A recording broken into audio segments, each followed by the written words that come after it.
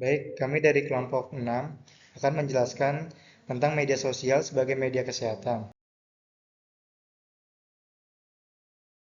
Nah, sebelumnya, perkenalkan nama saya Afrizah Zikri Sawri dan teman saya Laila Rahmadani.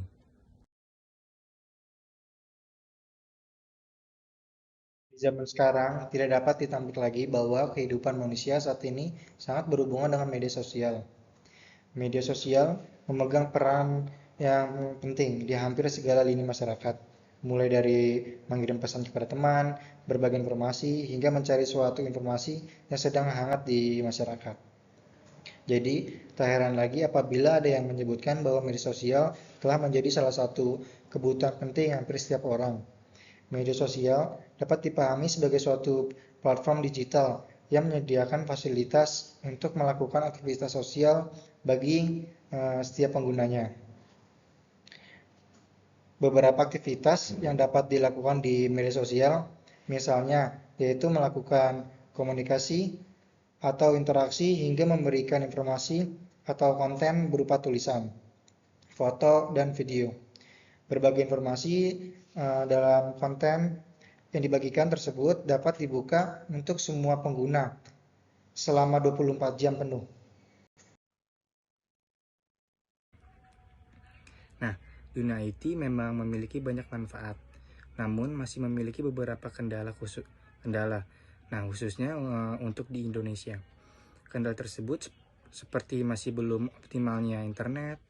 Hal yang melatar belakangi kendala tersebut yaitu seperti masih terbatasnya SDM, proses transformasi teknologi, infrastruktur telekomunikasi, dan perangkat hukum yang mengaturnya. Peran internet dalam edukasi sangat menguntungkan karena internet dapat mengolah data dengan jumlah yang sangat besar. Pada internet, para pengguna juga dapat mengakses edukasi dengan mudah karena para pengguna akan dengan mudah dapat mempromosikan hasil karya atau kreativitasnya melalui social network seperti Facebook atau Twitter. Media sosial memiliki ciri khas tertentu dalam kaitannya pada manusia, yaitu merupakan salah satu platform yang muncul di media cyber. Karena itu, media sosial yang dapat tidak tidak jauh berbeda dengan karakteristik yang dimiliki oleh media cyber. Media sosial dapat dilihat dari perkembangan bagaimana hubungan individu dengan perangkat sosial media. Nah, selanjutnya ada karakteristik media sosial. Yang pertama ada jaringan, lalu ada informasi, arsip, interaksi, simulasi sosial, dan juga ada konten oleh pengguna. Nah, adapun macam-macam media sosial, yaitu yang pertama ada Facebook, lalu yang kedua ada YouTube, yang ketiga ada Instagram, yang keempat ada Twitter, dan yang kelima ada blog. Nah, media sosial juga dapat menjadi alat bantu dalam metode promosi kesehatan. Alat bantu ini berfungsi untuk membantu atau memperagakan sesuatu di dalam proses promosi kesehatan. Alat ini memiliki prinsip bahwa pengetahuan yang ada pada setiap manusia diterima atau ditangkap melalui panca indera.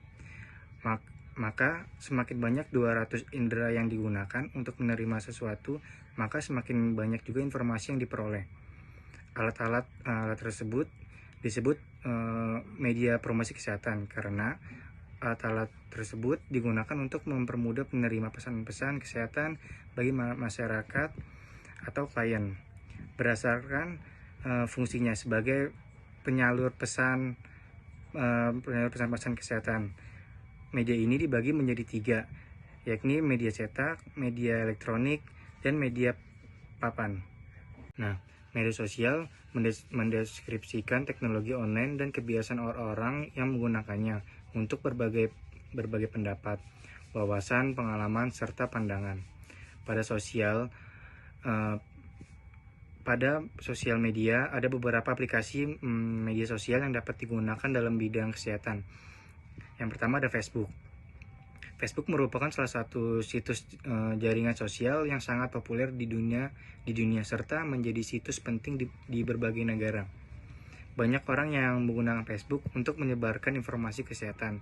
Ini dimiliki untuk dibagikan kepada sesama pengguna Facebook lainnya. Lalu yang kedua ada Twitter. Twitter merupakan salah satu jenis situs jaringan sosial yang populer di dunia saat ini. Twitter sendiri merupakan jaringan sosial dan microblogging yang memfasilitasi penggunanya dapat memperbarui atau memberikan update informasi tentang pengguna, organisasi, bisnis, dan lainnya. Lalu yang ketiga ada Instagram. Instagram sama halnya dengan Facebook dan Twitter. Instagram merupakan salah satu situs di jaringan sosial yang populer di dunia. Berdasarkan data pada tahun 2014, pengguna Instagram cukup tinggi, yaitu mencapai 200 juta pengguna dengan foto yang telah diunggah sebanyak 20 miliar foto. Lalu yang keempat ada Skype. Aplikasi ini aplikasi komunikasi yang menggunakan teknologi P2P atau peer-to-peer, di mana jaringan antar pengguna dimanfaatkan sebagai jalur komunikasi sehingga proses panggilan menjadi lebih cepat, hemat bandwidth, dan tetap berfungsi meskipun server pusat sedang sibuk. Lalu yang kelima ada WhatsApp. Aplikasi ini aplikasi pesan untuk smartphone dengan basic mirip BlackBerry Messenger. Lalu yang keenam ada WeChat. Aplikasi WeChat, aplikasi komunikasi yang dikembangkan oleh Tencent di Tiongkok, yang menyediakan layanan pesan teks, pesan suara, panggilan suara, dan video, serta digital media sosial, permainan, dan layanan mini aplikasi. Aplikasi ini menjadi platform serbaguna yang menggabungkan fungsi chat, media sosial, dan layanan sehari-hari dalam satu aplikasi. Lalu yang ketujuh ada aplikasi Line. Aplikasi Line, aplikasi ini untuk mengirim pesan secara gratis yang dapat digunakan di berbagai platform seperti smartphone, tablet, dan komputer. Selain chat, Line juga menyediakan panggilan suara dan video dan stiker, timeline, serta berbagai layanan tambahan seperti game dan pembayaran digital. Selanjutnya, yang ke-8 ada SFM, yaitu platform jejaring sosial berbagai web yang memungkinkan penggunanya untuk mengajukan pertanyaan apapun kepada pengguna lain, baik secara terbuka maupun anonim, sehingga interaksi fokus pada tanya jawab sesuai dengan konsep namanya. Sedangkan yang ke-9 yaitu ada YouTube, platform berbagai video yang memungkinkan pengguna mengunggah, menonton, dan membagikan berbagai jenis video, mulai dari vlog, tutorial, hiburan, hingga konten edukasi, sehingga menjadi salah satu media terbesar untuk berbagi informasi dan kreativitas. Media sosial memiliki efektivitas untuk digunakan sebagai media promosi kesehatan. Ada 3 media sosial terpopuler saat ini, yaitu Facebook, Twitter, dan YouTube. Efektivitas yang dipaparkan merupakan hasil penelitian yang menggunakan atau memanfaatkan media sosial dalam bidang kesehatan, baik media sosial sebagai bahan substansi maupun sarana. Pada media sosial tersebut, hampir tidak ada batasan yang berarti untuk melakukan sebuah posting. Kita dapat membagikan foto, artikel, suara, video, link atau tautan, atau apapun yang kita mau. Efektivitas media sosial yang dapat menjangkau ribuan bahkan jutaan sasaran dalam waktu singkat dapat menjadi primadona baru bagi promotor kesehatan yang berorientasi masif. Kelebihan dari sosial media yaitu kecepatan dapat menjangkau sasaran, namun jika informasi yang dibagikan bersifat buruk, maka akan berdampak buruk bagi masyarakat. Dampak negatif media sosial dalam promosi kesehatan. Yang pertama, penyebaran informasi yang salah atau hoax. Konten kesehatan yang tidak akurat dapat menyebar sangat cepat dan membuat masyarakat salah memahami suatu penyakit atau pengobatan. Lalu yang kedua, sulit dikontrol. Siapapun bisa memposting informasi tanpa verifikasi, sehingga promotor kesehatan sulit memastikan semua informasi yang beredar benar. Yang ketiga, komentar negatif dan misinformasi publik. Diskusi atau komentar berisi opini keliru yang mempengaruhi persepsi masyarakat. Yang keempat, privasi rentan. Jika ada pasien atau data pribadi yang dibagi tanpa izin, dapat menimbulkan pelanggaran privasi. Lalu ada efek psikologis, yaitu informasi berlebihan atau menakutkan terkait penyakit dapat menimbulkan kecemasan di masyarakat.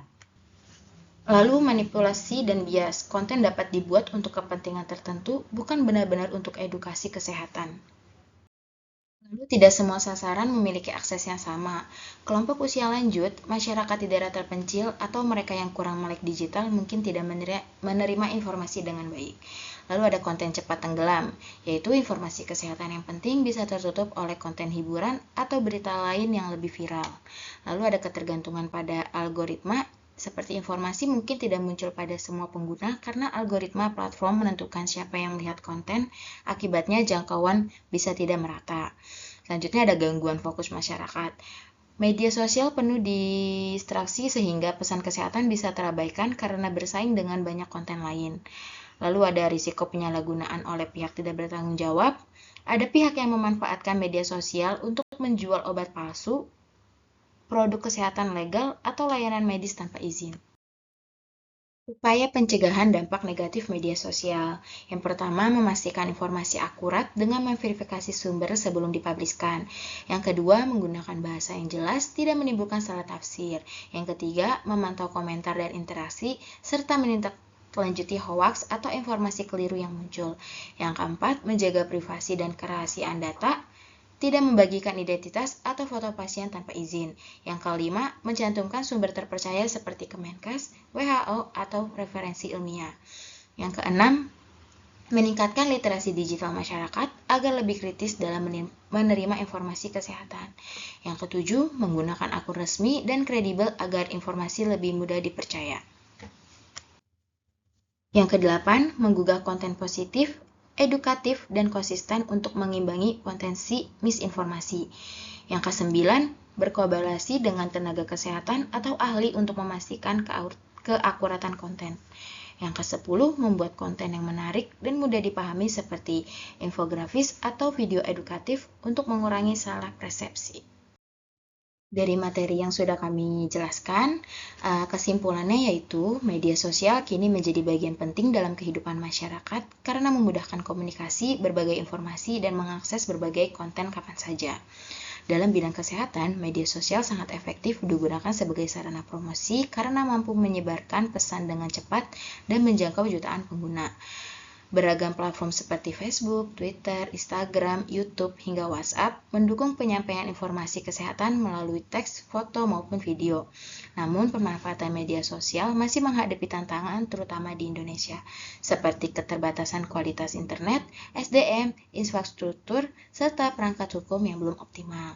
Selain itu, media sosial memiliki risiko seperti penyebaran hoaks, komentar keliru, pelanggaran privasi, misinformasi, ketimpangan akses, hingga potensi penyalahgunaan oleh pihak yang tidak bertanggung jawab. Untuk mengurangi dampak negatif tersebut, diperlukan verifikasi informasi, penggunaan sumber terpercaya, penjagaan privasi, peningkatan literasi digital, pemantauan interaksi, serta pembuatan konten edukatif yang jelas dan menarik. Kolaborasi dengan tenaga kesehatan juga penting agar informasi yang disebarkan tepat dan dapat dipertanggungjawabkan. Secara keseluruhan, media sosial merupakan sarana promosi kesehatan yang sangat potensial selama digunakan dengan bijak, terarah, dan disertai dengan pengawasan yang baik.